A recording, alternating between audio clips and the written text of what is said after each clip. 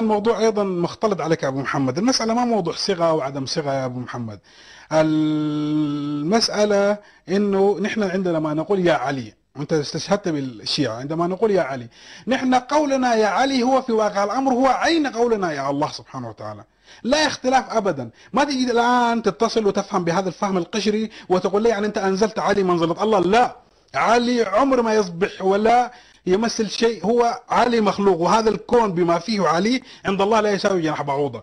حتى لا ترجع لي مرة أخرى وتقول لي أنت ساويت بين علي، لا، وإنما أقول إن الله سبحانه وتعالى عندما يقول الشيعي يا علي في واقع الأمر الشيعي هو في تمام التوحيد وفي عين الاحترام بالله سبحانه وتعالى، لأن علي بن أبي طالب عليه السلام هو الحجة الذي جعله الله سبحانه وتعالى، وهو عين الله في خلقه، وهو يد الله في خلقه، وهو الحاكم بيد الله، وهو الحاكم بأمر الله سبحانه وتعالى.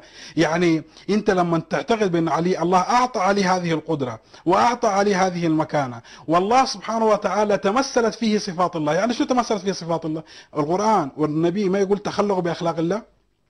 علي بن أبي طالب متخلق بأخلاق الله سبحانه وتعالى، يعني تتجلى فيه الرحمة، يتجلى فيه علم الله سبحانه وتعالى، يتجلى فيه هذه الأشياء، ورغم ذلك هو مخلوق وما عنده أيضا مخلوق.